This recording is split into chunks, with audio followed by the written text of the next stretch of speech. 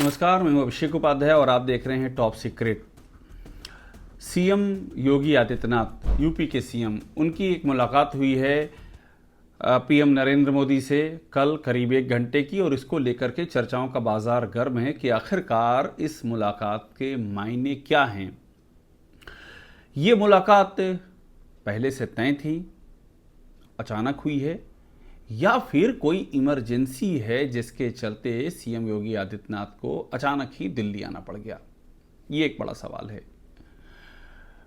सवाल ये भी है कि जो इस समय यूपी में चल रहा है, जिस तरह से खुद संगठन की ओर से सरकार के खिलाफ शिकायतों का तांता लगा हुआ है, नौकरशाही का रुख, अधिकारियों का बेलगाम होना, जनप्रतिनिधियों की बीजेपी के अपने ही नेताओं और कार्यकर्ताओं की सुनवाई ना होना, ये सारी बातें केंद्रीय नेतृत्व की जानकारी में जा चुकी हैं। तो क्या ये जो मीटिंग हुई है, इसका इस बैकग्राउंड से भी कोई ताल्लुक था? ऐसे बहुत सारे सवाल हैं। हमारे पास सोर्सेस के मुताबिक से जो जानकारी सामने आई है वो आपके सामने रखता हूं, और बड़ी दिलचस्प जानकारी है। पहली बात तो ये है कि ये मीटिंग मांगी गई थी। योगी आदित्यनाथ ने, हमारे सोर्सेस बताते हैं कि योगी आदित्यनाथ ने रिक्वेस्ट की थी इस मीटिंग की, और ये आज नहीं की थी। ये बात है सोर्सेस के मुताबिक जुलाई की। जुलाई आपको याद होगा 27-28 जब नीति आयोग की बैठक थी और जब चीफ मिनिस्टर की कॉन्क्लेव थी, योगी आदित्यनाथ भी यहाँ पर आए हुए थे, दोनों डिप्टी सीएम भी आए हुए थे। उस समय रिक्वेस्ट की गई थी, और जानकारी ये है कि उसके पहले भी ये कोशिश थी कि वो पीएम से मिलें। लोकसभा चुनाव में जिस तरह से बीजेपी की यूपी में बुरी हार हुई, 33 सीटों पर वो सिमट गई, उसके बाद पीएम से कुछ महत्वपूर्ण मुलाकातें हुई थी, जिसमें कि एक महत्वपूर्ण मुलाकात यूपी बीजेपी के प्रदेश अध्यक्ष भूपेंद्र चौधरी की भी थी। इस मुलाकात में उन्होंने हार की तमाम सारी वजहें सूत्र बताते हैं पीएम के सामने रखी थी। वे बीजेपी के अध्यक्ष जेपी नड्डा से मिले थे।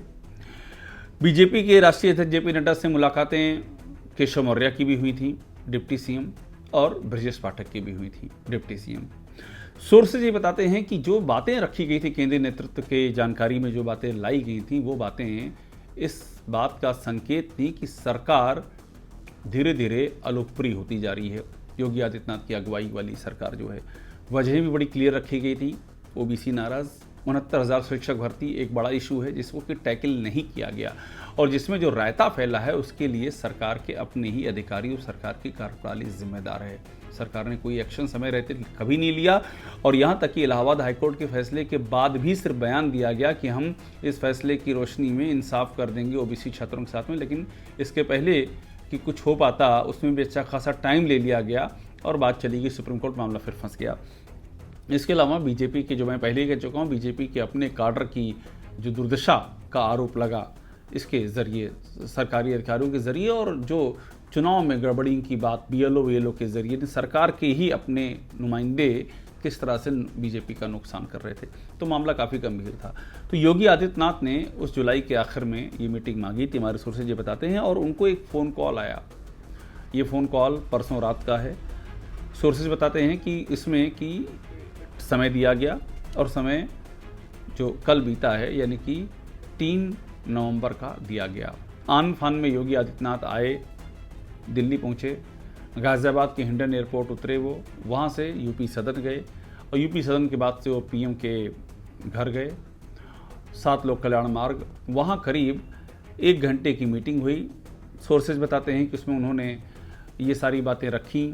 महाकुंभ का इनविटेशन की बात हो गई, 69,000 शिक्षक भर्ती की बात, चूँकि वो सरकार की दुखती रग बन चुकी है, और ये भी एक भरोसा दिलाने की बात कही गई कि जल्दी इसका कुछ हल निकालेंगे। अभी उपचुनाव के पहले निकल पाएगा कि नहीं, ये भी देखने की बात है, लेकिन ये कहा गया। फिर उपचुनाव को लेकर के भी क्या क्या तैयारियां हैं, किस तरह से 9 सीटें जो हैं वहाँ पर हम कितने कॉन्फिडेंट हैं, ये सारी बातें की गई। अहम बात सोर्सेज ये बताते हैं, 2 चीज़ें बड़ी अहम हो जाती हैं। पहली बात तो ये, एक तो ये मीटिंग योगी आदित्यनाथ ने मांगी थी, वो लंबे समय से इस कोशिश में थे कि पीएम से मिल सकें, और अब जाकर के मुलाकात मुकर्रर हो पाई। अहम बात ये भी ध्यान देने की है कि इस मुलाकात की कोई तस्वीर पीएमओ की ओर से जारी अभी तक नहीं की गई, जब तक कि ये बात मैं आपके सामने रख रहा हूँ। और हमारी सोर्सेज ये बताते हैं कि पीएम ने सुना ज़्यादा, कहा कम। योगी आदित्यनाथ जो चीज़ बयान करते रहे वो पीएम सुनते रहे सिर्फ उन चीज़ों को। पीएम के पास अपना भी फीडबैक है। और एक बात मैं ये भी बता दूं कि ऐसा कुछ नहीं हुआ जिसका कुछ लोग ये भी कयास लगाए जा रहे हैं कि इस मीटिंग में ऐसा कुछ हुआ कि कोई यूपी में बड़ा बदलाव किया जाएगा। ये बदलाव ऐसी किसी मीटिंग्स में होते भी नहीं, उसकी अपनी अलग प्रक्रिया होती है। लेकिन समझने वाली दो ही बातें हैं कि योगी आदित्यनाथ इस मीटिंग को चाह रहे थे, वो इस मीटिंग को मांग रहे थे।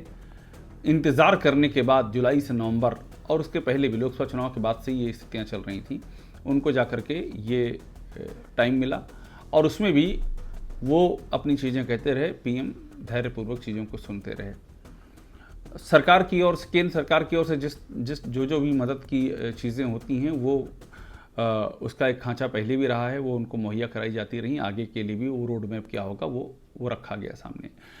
अब यहाँ पर वो यक्ष प्रश्न आखिर में जिसकी सबसे अधिक चर्चा है कि क्या यूपी में कुछ होने जा रहा है क्या। जेपी नड्डा से जो उनकी मुलाकात की तस्वीरें सामने आई, उन तस्वीरों के सामने आने और जो भावभंगिमाएँ थीं और जो उसके पहले की चीज़ें रहीं, उसको लेकर के बहुत सारे कयास लगाए जा रहे हैं। तो दो बातें जाननी बहुत अहम है। पहली बात यह है कि योगी आदित्यनाथ की सरकार अलोकप्रिय होती जा रही है, खुद उनके ही नेता फीडबैक दे रहे हैं, ये जानना बहुत ही अहम है। संगठन की ओर से फीडबैक दिया जा चुका है। संगठन की ओर से तो यहाँ तक फीडबैक दिया चुका है कि गृह और सूचना, इन दोनों विभागों पर काबू करने की सख्त ज़रूरत है। गृह विभाग के जरिए जो चीज़ें हो रही हैं, जो पुलिस कर रही है, जिस तरह से पुलिस के बेलगाम होने खबरें आ रही हैं, वो काफ़ी चिंता करने वाली हैं। और सूचना के जरिए जिस तरह से बीजेपी के अपने ही नेताओं की टारगेटिंग करने का आरोप है, उनके कैरेक्टर असैसिनेशन का आरोप है, ये जानकारी भी शीर्ष नेतृत्व तक पहुँचाई जा चुकी है, हमारे सोर्सेज बता रहे हैं। तो ये सारी चीज़ें, और यूपी में किसी भी समस्या का कोई हल नहीं हो पा रहा है। 69,000 शिक्षक भर्ती का मामला ज्यों का त्यों अटका है, कोई हल नहीं निकल सका अभी तक। नुज़ूल का मामला कहते हैं कि फिजूल में लाया गया और ला करके ठंडे बस्ते में डाल दिया गया, उससे जो डैमेज होना था वो डैमेज हो गया। तमाम सारे जो पेपर लीक यूपी में हुए हैं वो एक बड़ी चिंता का सबब रहे हैं कि पेपर लीक के मामले एक के बाद एक होते आए हैं और कोई उसमें भी जवाबदेही जिम्मेदारी तय नहीं हो सकी है। यूपी का लॉ एंड ऑर्डर जिसकी बड़ी दाद दी जाती थी, वो भी ये तमाम सारे आरोप सामने आ रहे हैं, बहुत ही बुरे हाल से गुजर रहा है। और ऐसे में बीजेपी का जो सपना है 2027 को जीतने का, वो एक बड़ी चुनौती होने जा रहा है, ऐसा कहा जा रहा है। तो ऐसे में ये मुलाकात और ये सारे संदर्भ बेहद ही प्रासंगिक हैं। और ये भी कहा जा रहा है कि महाराष्ट्र चुनाव तक इंतज़ार करना होगा, महाराष्ट्र और झारखंड चुनाव तक। लेकिन यूपी पर केंद्रीय नेतृत्व की नज़र लगातार बनी हुई है, यूपी रडार पर है। आज के लिए इतना ही। टॉप सीक्रेट को देखिए, लाइक कीजिए, सब्सक्राइब कीजिए, बेल आइकन दबाइए और यहाँ वो सारी खबरें आपको मिलेंगी जो कि लीक से हटकर हैं और जो सिर्फ यहीं मिलेंगी। धन्यवाद।